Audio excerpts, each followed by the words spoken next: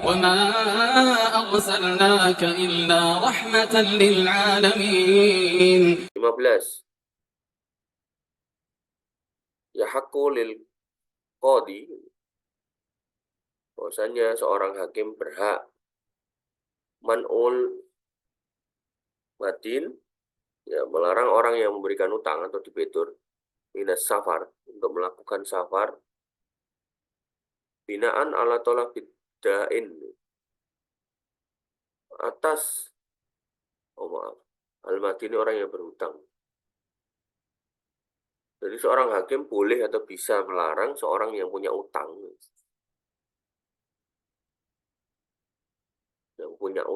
debitur yang punya utang, binaan ala talabid dain, dalam rangka untuk memenuhi keinginan permintaan dari orang yang mengutangi atau kreditur. Hatta yukalu wakilan, sampai ada wakil yang diutus anhu lil khusumah, untuk dikuasakan, bil khusumah, pada pengadilan. Jadi konteksnya ini persidangan. Wala yasikhu minhu azal, dan tidak bisa atau tidak dibenarkan untuk mencabut hadal wakil ini, madama huwa musafiron, selama dia melakukan safar, man'an lidororid da'in, selama tidak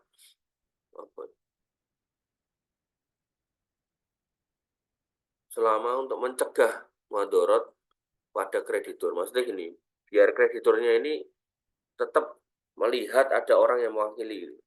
Jadi kalau nggak ada wakilnya, sidang dewean sendirian, maka kemungkinan akan menyebabkan dia dalam posisi yang sulit.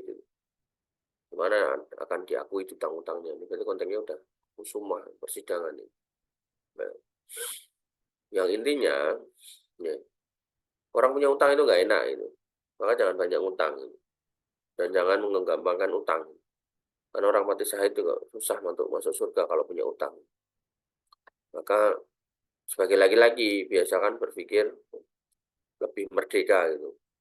Merdeka finansial itu harus menjadi target seorang laki-laki. Ya. Jadi pintar ilmu agama iya, ilmu dunia iya, merdeka finansial harus. Jangan sampai kemudian mencukupkan diri pada apa yang didapat, padahal saat ini nggak cukup, akhirnya kemudian timbul masalah-masalah, ya, gampangnya utang dan seterusnya. Jadi malam tuh saya ditemuin seorang bapak-bapak, jadi dia niat hatinya pengen hijrah, tapi tidak disetting dari lama. Ini pelajaran buat kalian yang masih muda. Jadi dia pernah kerja di satu lembaga Bursa Efek Indonesia. Bahkan dia mengatakan gajinya 3 kali dari gaji sebelumnya. Ya, saya menduga misal gaji sebelumnya anggaplah 3 juta kali 3, 9 juta, atau 4 juta kali 3, 12 juta, atau 5 juta kali 3, 15 juta. Ini yang ngepeng gitu. Nah, kemudian dia suntuk dengan kondisi Jakarta yang macet, rumahnya jauh dan seterusnya. Akhirnya dia pilih untuk resign. Sampai memang dia pengen hijrah katanya. Hijrah dari riba-riba, hijrah dari hal-hal yang salah. Pilihannya ke Solo. Di Solo gajinya pasti rendah. Dan benar di Solo gajinya cuma 2.500.000. Misalnya dia punya anak istri gitu, yang harus dikirimi di Jakarta. Akhirnya ya 2 juta dikirimkan, 500 buat dia makan. Terus yang terjadi adalah ya 2 juta nggak cukup buat di Jakarta. Buat orang 3 nggak cukup. Apalagi anaknya pengen kuliah, nggak bisa mendaftar kuliah. Ya. Terus saya coba ngomong, kenapa nggak mikir usaha Pak? Dia bilang, umur saya udah banyak Pak. Banyak itu berapa? Saya kelahiran 61. Weh, berarti udah 63. Dan dia ngomong, saya pengennya itu fokus akhirat. Ya. Tapi gimana mau fokus akhirat dong, dia masih punya anak istri yang harus dicukupi kan gitu. Jadi ya, yang pelajarannya buat kalian tuh yang pertama, bahasanya ya itulah orang hidup ya. Kalau emang kita punya tanggungan, ya kita harus mikir tanggungan. Jangan pura-pura nggak tahu kalau ada punya tanggungan gitu. Nah, tanggungan itu selain dipikir ya juga harus diselesaikan masalahnya. Apa nih, ngapain nih, harus ngapa, harus gimana. Ya. Dan menurut saya nih, kondisi paling bagus sekarang tuh ya, kalian tuh kondisi sekarang ini. Maksudnya, kamu nggak punya tanggungan gitu kan, kamu bebas berkarya, kamu bebas membuat sesuatu gitu. Nah, itu jangan disia-siakan waktu luang itu. Gitu. Tapi nek itu nggak memanfaatkan, nah kamu akan nemui masa-masa seperti orang seperti itu. Gitu.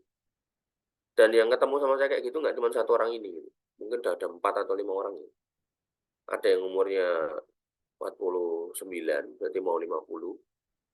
Ada yang umurnya 50-an, gitu. Belum 60. Ini 60 malah. Jadi dia merestart hidupnya. Gitu. Bahkan ada yang 50 pas itu, dia nggak berani nikah karena menurut pernyataan dia ketika saya tawari untuk saya carikan istri itu, tak tanya, nah, pendapatan jenengan sebulan berapa? Dia bilang cuma 1 juta. Di umur 50 juga.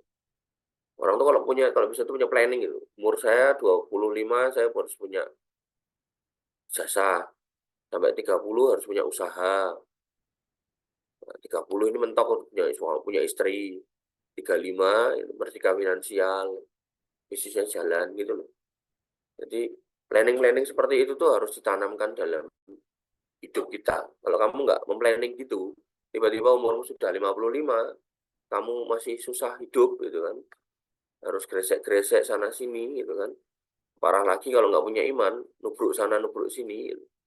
Barang tetangganya diambilin gitu kan, barang saudaranya diambilin, rebutan warisan sama saudara, gitu, naudzubillah. Ya jadi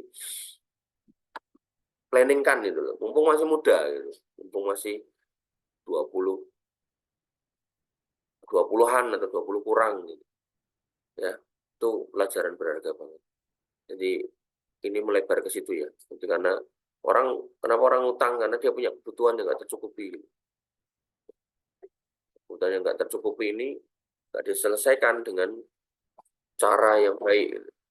Dia gampang ke utang, akhirnya kita belum lubang gitu. Demikian yang bisa kita sampaikan dan kita diskusikan. Kurang lebih mohon maaf. Assalamualaikum warahmatullahi wabarakatuh.